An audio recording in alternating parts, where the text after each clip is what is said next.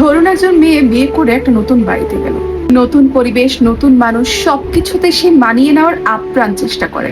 সে ভাবে এটাও তো আমার ঘর হয়ে যাবে, একটু সময় দিলে এরা সবাই আমার আপন হয়ে যাবে। কিন্তু আস্তে আস্তে সে বুঝতে পারে এইটা তার থাকার জায়গা, বাঁচার জায়গা না।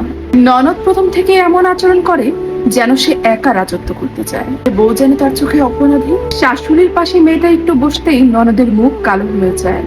বিষয়টা এমন যেন তার জায়গাটা এই মেয়েটা দখল করে নিচ্ছে। ভালো রুমটা সেটা ননদের একছত্র দখলে। মেয়েটা চুপ করে যায়, নিজের জায়গা ছেড়ে দেয়। কোনার ঘরে গিয়েও হাসতে চেষ্টা করে। আর স্বামী, সে বরাবরই চুপ থাকে। বাড়িতে শান্তি বজায় রাখতে চাইলে তাকে চুপ থাকতে হবে। বড়জোর সে এতটুকু করতে পারে। পরের বাড়ি মেয়েটাকে বলতে পারে, বাড়িতে অশান্তি করো না তো, মা বোন যা বলে তাই মেনে নাও, তাদের আর কদিন, সংসার তো তোমার। তখন মেয়েটা ভাবে এই ঘরটা কি আসলেই তার জন্য, যেখানে তার এতটা কষ্ট বিদ্যমান, যেখানে তার এতটুকু মূল্যায়ন হয় না।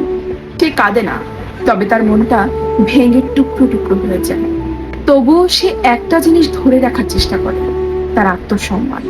সবকিছুর বিনিময়ে সে তার আত্মসম্মান ধরে রাখতে চায়। সে জানে ভালোবাসা জোর করে হয় না, কিন্তু সম্মান তা তো অর্জন করে নিতে হয়, নিজেকে হারিয়ে গিয়ে নয়। এই মেয়েটাও একদিন দাঁড়াবে, চুপচাপ নয়, তার শাশুড়ির মতোই দাঁড়াবে বা তার ননদের মতো। সে তখন দৃঢ় প্রতিজ্ঞ হয়ে দাঁড়াবে। কিন্তু তার এই পরিবর্তনের পিছনে তার নিজের পারিবারিক শিক্ষা কখনোই দায়ী ছিল না। তার এই পরিবর্তনের পিছনে দায়ী তারই শ্বশুরবাড়ির লোকজন।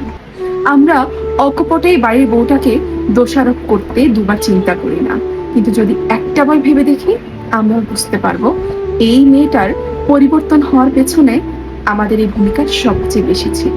এই গল্পটা শুধু একটা মেয়ের না, হাজার হাজার মেয়ের, যারা কিনা চুপচাপ নীরবে সংসার করে গিয়েছে, কিন্তু একদিন ঠিকই সে তার মেরুদণ্ড সোজা করে দাঁড়িয়েছে।